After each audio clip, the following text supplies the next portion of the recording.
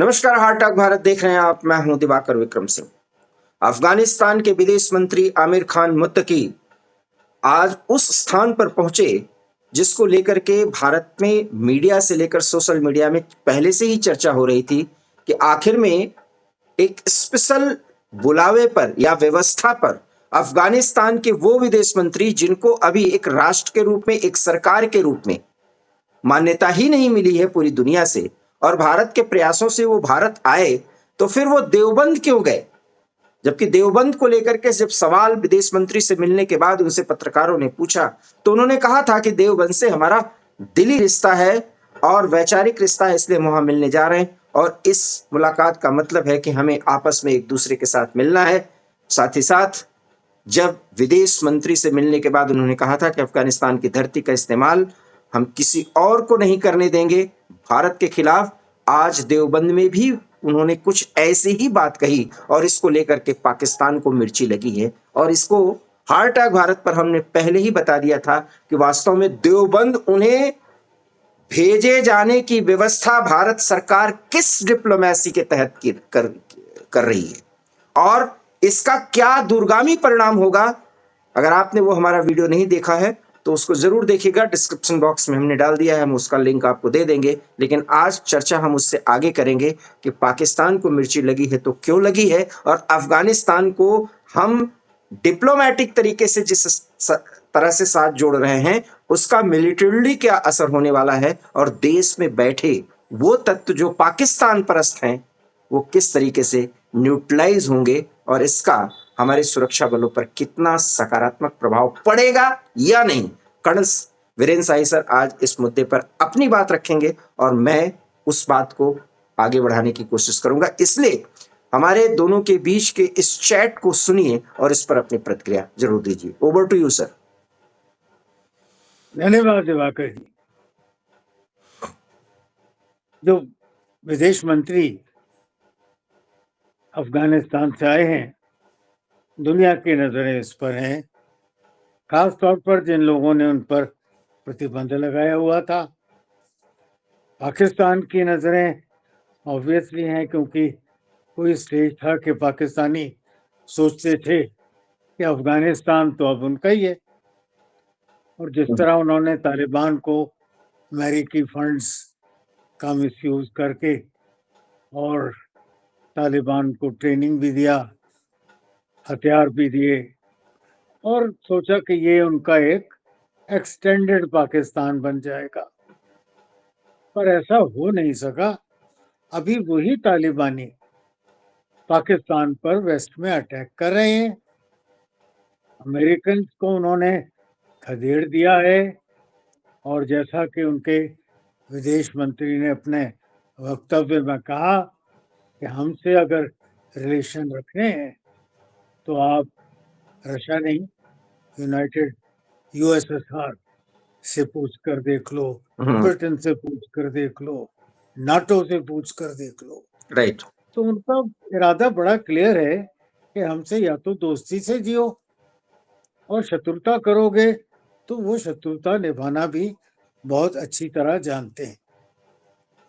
अगर कंपैरेटिवली और मिलिटरीली देखते हैं तो पाकिस्तान की फौज का साइज लगभग 12 लाख की फौज है और तालिबान की फौज का साइज जो कि बहुत छोटा है कंपैरेटिवली। टैंक्स को देख लो, एयरफोर्स को देख लो, बाकी हथियार तालिबान के पास तो वही हैं जो अमेरिका ने छोड़ दिए पीछे। उसके अलावा तो वो जो लोकल क्रिएटेड गन्स हैं उसी तरह की चीजें थी उनके पास, पर उसके बावजूद उनका कहना गलत नहीं है कि उन्होंने बड़ी बड़ी देश की और कई सेनाओं से न सिर्फ टक्कर ली है और उनको धकेल कर अफगानिस्तान से निकाल दिया। सर एक इसमें सवाल है मेरा और वो लगभग क्लियर भी है। पाकिस्तान से उनकी आर्मी छोटी है लेकिन उनका जज्बा बहुत बड़ा है। हालांकि ऐसा नहीं कि तालिबान अभी तो ये तालिबान 2.0 का अगर देखा जाए, एक बार पहली बार आए तो बहुत जल्दी खत्म हो गया, उसके बाद अब आए तालिबान और तालिबान अब अपने आप को डिप्लोमेटिक तरीके से बहुत अच्छी तरीके से साध पाया है। तालिबान अभी किसी दूसरे देश पर कब्जा नहीं कर पाया है, उसका अफगानिस्तान का, और चूंकि वहां की जो बनावट है उसके हिसाब से अफगानियों को, क्योंकि वो बहुत लड़ाके होते हैं, उसमें तालिबान वहीं के हैं, तो इसलिए वो लड़ लेते हैं। कोई भी अफगानी हो अगर वो लड़ाके रेस में है तो वो एक स्वाभिमानी तरीके से जिएगा। आपने कहा कि वो सेल्फ मेड गन है और अमेरिका के छोड़े गए हथियार हैं। अमेरिका ने जितना दे दिया है उससे वो लड़ सकते हैं, भूमि पर वो लड़ाई कोई उनसे जीत ही नहीं सकता। इसीलिए पाकिस्तान हवाई हमले करके उनको परेशान कर रहा है और आगे भी करता रहेगा। यही उनकी स्ट्रेटजी है क्या? क्योंकि अफगानिस्तान के पास अपनी कोई एयरफोर्स तो है नहीं। उनके पास है कोई 12-15 हवाई जहाज वो भी सब जो छोड़े कि हुए बहुत हैं अमेरिका के, उनका कोई जो मतलब खास मतलब नहीं रखते। है नहीं। और जहां तक सवाल है, कोई भी युद्ध में आप किसी जगह पर कब्जा हवाई जहाज से कर नहीं नहीं सकते, कर सकते। वो तो साफ करने का काम करते वो हैं। तो वो तो आपको फुट ऑन ग्राउंड होने ही चाहिए, जी बूट्स ऑन ग्राउंड जैसा फौज में कहते हैं। जी। बिना उसके आप कब्जा नहीं कर सकते। हम्म। अफगानिस्तान का टेरेन भी इतना सख्त और इतना हार्ड है, जिसको ट्रेचरस टेरेन भी कहना चाहिए। उसमें बाहर का आदमी कोई इतनी जल्दी कब्जा पा नहीं सकता। बिल्कुल। इससे जुड़ी हुई मैं एक बात बताऊंगा कि पीओजेके का भी इलाका सटा हुआ इलाका है, बिल्कुल। और वो टेरेन भी इतना आसान नहीं है। हम्म। मिलिट्री तौर पर अगर हमें युद्ध करना पड़े तो एक बड़ा डेलिब्रेट बड़ा ऑपरेशन सामने आ जाता है। नहीं। उस बूंद पे वापस आते हुए मैं ये कहना चाहूंगा कि उन्होंने जो भाईचारा हमारे साथ दिखाया है, हम उसका आदर भी करते हैं, सम्मान भी करते हैं। पर फिर भी एक भारतीय होने के नाते मैं ये कहता हूँ कि हमें भूलना नहीं चाहिए बिल्कुल। कि पाकिस्तान ने उन्हें क्रिएट किया जब वो एक छोटी सी हस्ती बन गए। जी जी। संसार में ऑफिशियल रिकॉग्निशन नहीं, पर दुनिया फिर भी जानती है कि कुछ दमखम अफगानिस्तानी रखते हैं। हम्म। तो उन्होंने अब वो मैकमोहन लाइन को नहीं मानते और ये नहीं मानते, वो सब सिलसिला शुरू कर दिया।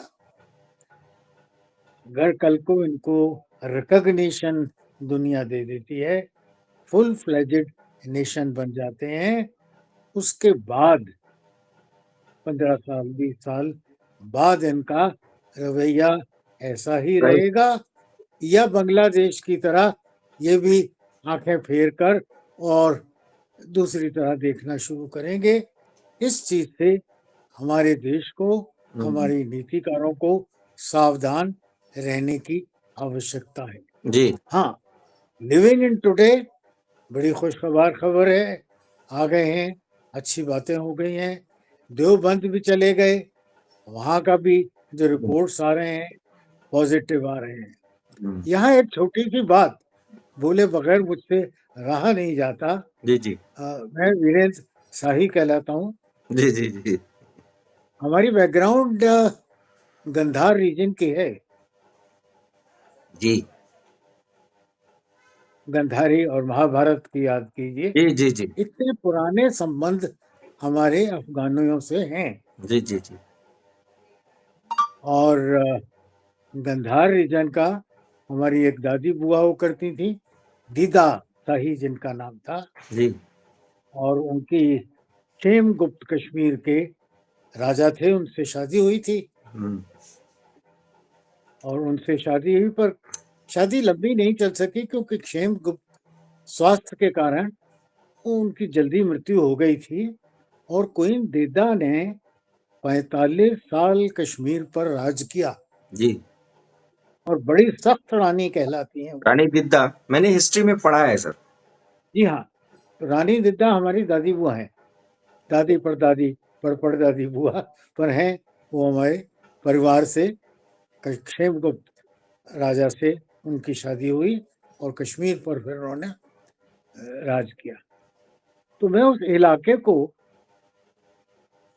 बाद में तो इतना ज्यादा नहीं देखा, पर अच्छी तरह स्टडी किया हूँ। जी जी।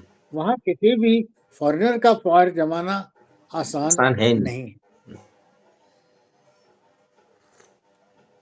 अब ये जो संबंध बन रहे हैं बड़े अच्छे हैं। हमने काफ़ी सहायता की है अफ़गानिस्तान की।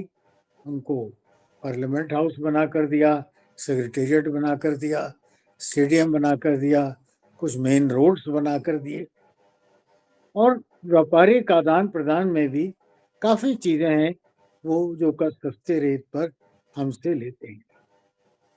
अब बात करें ये जो अफ़गानिस्तान का कनेक्शन बन जाएगा एक बार ईरान में हमारा वो पोर्ट खड़ा हो जाता है और वो पोर्ट बन शाबाश, जाने के बाद शाबाश। जवाहर पोर्ट जी, वो जो कनेक्शन बन जाएगा तो हमें पाकिस्तान के थ्रू जाने की आवश्यकता नहीं और दुनिया का चक्कर लगाने की भी आवश्यकता नहीं। बहुत आसानी से हमारे संबंध और सुदृढ़ हो सकते हैं। अब मैं कुछ टेक्निकल बातें करना चाहता हूँ। इसी वक्त पर अमेरिकन्स को शायद जागृति आई जब नूर खां पर देखा, जो एक बार हुआ है वो फिर भी हो सकता है और शायद अमेरिका को रियलाइज हुआ कि नूर खां के पास उनका जो बेस है, एटॉमिक वेपन्स जहाँ रखे हैं, वो अब सेफ बेस नहीं रहा, वो छुपा हुआ बेस भी नहीं रहा और किसी भी भविष्य की हिंदुस्तान-पाकिस्तान युद्ध में जाने या अनजाने में उस जगह को टारगेट गलती से भी हो सकता है और इसलिए वो एक अल्टरनेट बेस ढूंढ रहे हैं जिसको वो बनाना चाहते हैं एयरपोर्ट वापस लेकर और अगर ऐसा होता है तो वो परेशानी बनेगी चाइना के लिए, रशिया के लिए और अगर अमेरिकन के मूड सीधे नहीं होते तो हमारे लिए भी कोई खास पसंद की चीज नहीं होती। अब उनको वहां से रोकने के कुछ साधन, या रशिया वहां आ जाए, शायद पाकिस्तानी उसको एक्सेप्ट करें, हम्म, शायद हम लोग तो कर लेंगे, चाइना उस बात को एक्सेप्ट शायद ना करे। जी। चाइना वहां आता है तो रशिया शायद उस बात को एक्सेप्ट ना करे। इन सब चीजों को देखते हुए एक बहुत बढ़िया सॉल्यूशन निकला कि उस एयरपोर्ट के ऊपर एक यूएन बेस बना दिया जाए। हम्म,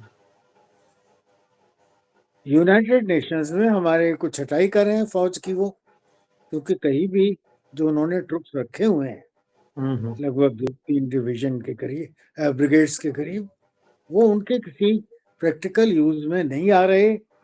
उनका प्रयोग गाजा में नहीं हो सका, उनका प्रयोग यूक्रेन में नहीं हो सका, उनका अज़रबैजान में प्रयोग नहीं हो सका।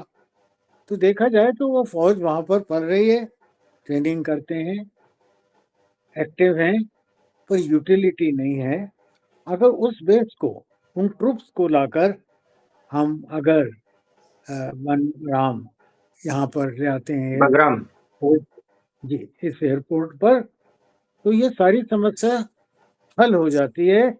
न चाइनीज के हाथ, न रशियंस के हाथ, न अमेरिकन्स के हाथ, न पाकिस्तानियों के हाथ।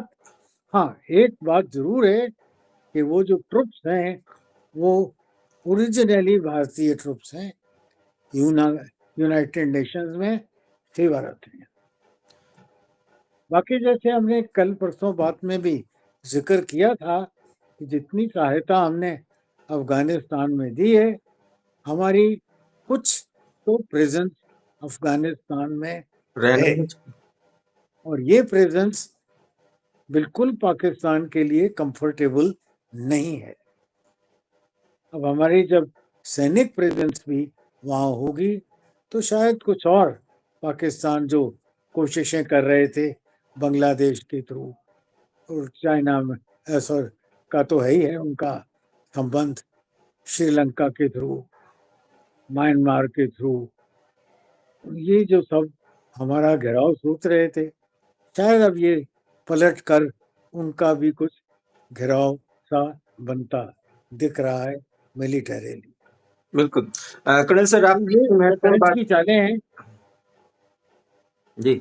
और शतरंज की तरह बैटलफील्ड में खेली जा रही हैं। इसमें इतनी महत्वपूर्ण बातें आपने बताई हैं कि बगराम एयरबेस को लेकर के जितनी गिद्ध दृष्टि लगी हुई है बड़ी फोर्सेस की, उसमें इसकी चर्चा हो रही है, 2-3 दिनों में आप भी कर रहे हैं। मैं उससे आगे की बात करता हूँ। सोवियत यूनियन से अफगानियों की नाराजगी है, और वो मुत्तकी भी आए तो बोले कि हमने सोवियत संघ से पूछ लीजिए कि हमने कैसे उनको नाके चलने चबाए। लेकिन वही रसिया, प्रेजेंट टाइम का रसिया, वहां पर इनका बाकायदा मिशन काम कर रहा है। जब हम उनसे दूरी बनाए हुए थे, वो बाकायदा डिप्लोमेटिक तरीके से जुड़े हुए हैं। इसलिए रूस अफगानिस्तान को साध चुका है। भारत रूस मित्र हैं। भारत उनके इंफ्रास्ट्रक्चर में उस समय भी साथ दे रहा था जब तालिबान नहीं थे, और तालिबान थे तो डिप्लोमेटिक तरीके से भले हम उतना जुड़े नहीं दिखाई दे रहे थे, लेकिन हम उनके इंफ्रास्ट्रक्चर पर काम कर रहे थे।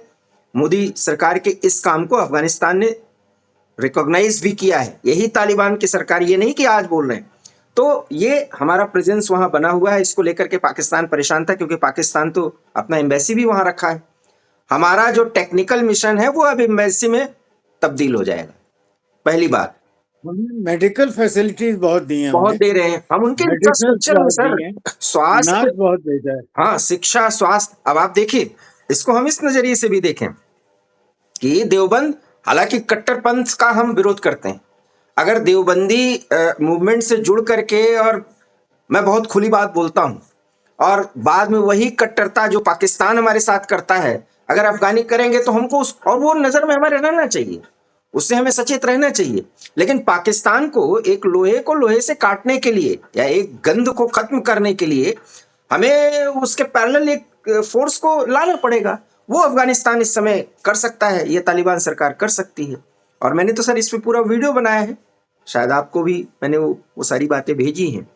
तो जी, देखा मैंने। जी, तो मैं इस बात से पूरी तरह से इत्तेफाक रखता हूं कि खैबर पख्तूनख्वा में जो कुछ भी हो रहा है वो अब और तेजी से बढ़ेगा।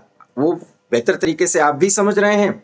और टीटीपी, और एक बात सर, चर्चा चलते चलते, पाकिस्तान में अननोन गनमैन अब ज्यादा सक्रिय होंगे।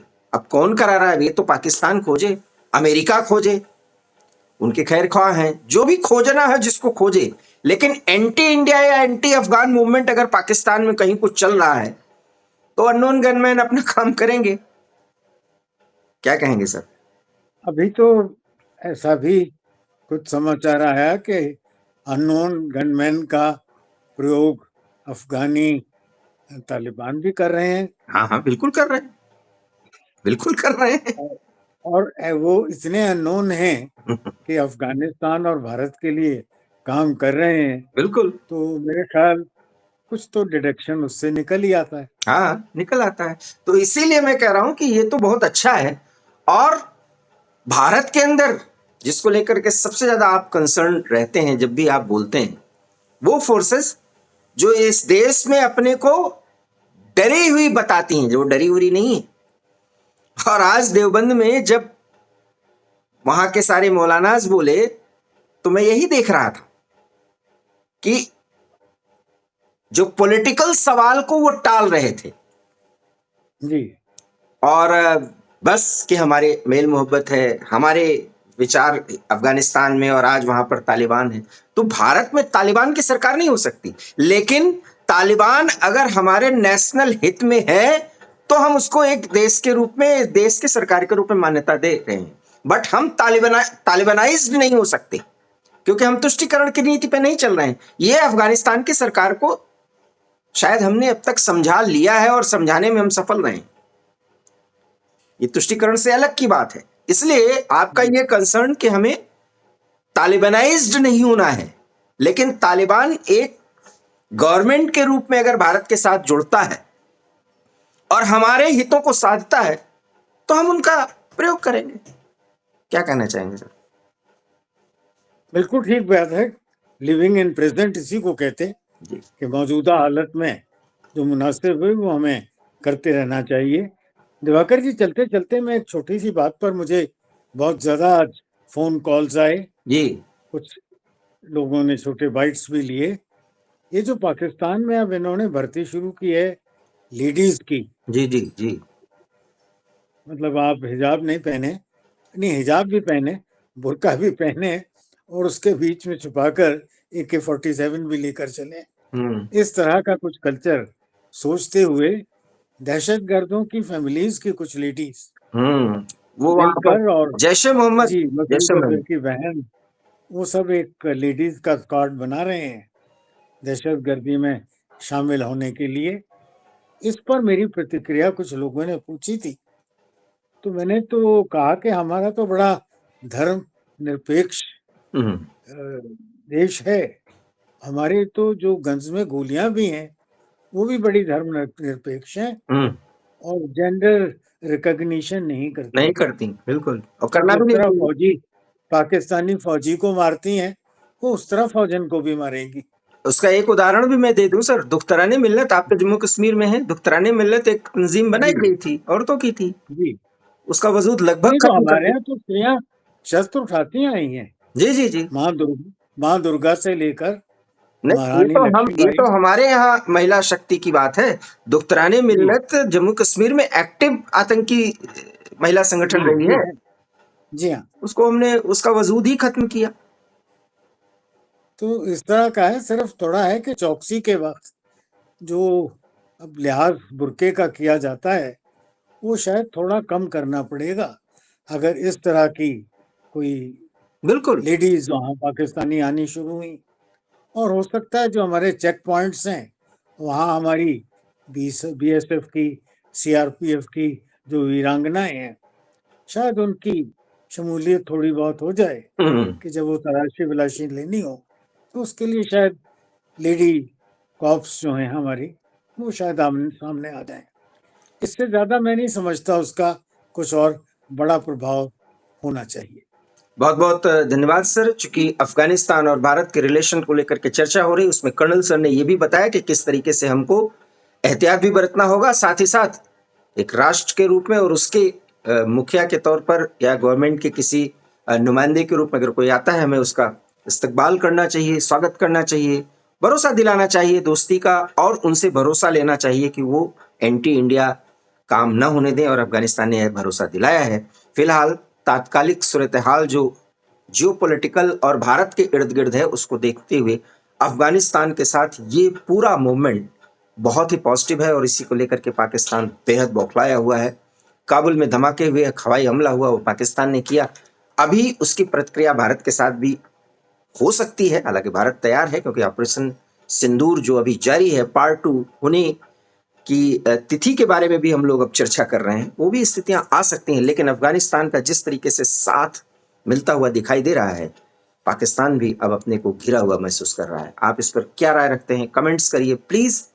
और हमारे चैनल को अगर आपने अभी तक पसंद नहीं किया है तो पसंद करना शुरू कीजिए, और अगर वीडियो पसंद आया हो तो प्लीज इसे लाइक कीजिए। इसलिए लाइक कीजिए कि वो लोगों के बीच में जाए और वो एक मनस बने, उस चर्चा में लोग शामिल हों। हम राष्ट्र के लिए इतना ही कर सकते हैं, यकीन मानिए। और हार्टअटैक भारत को ऐसे पसंद करते रहिए, प्लीज सब्सक्राइब कर लीजिए। कोई सवाल हो तो जरूर पूछिए, क्योंकि कर्नल सर और हम प्रतिदिन एक मुद्दे पर चर्चा जरूर करते हैं जिसका संबंध राष्ट्र के साथ होता है। बहुत बहुत धन्यवाद कर्नल सर, आपको भी और दर्शकों को भी नमस्कार। धन्यवाद दिवाकर जी।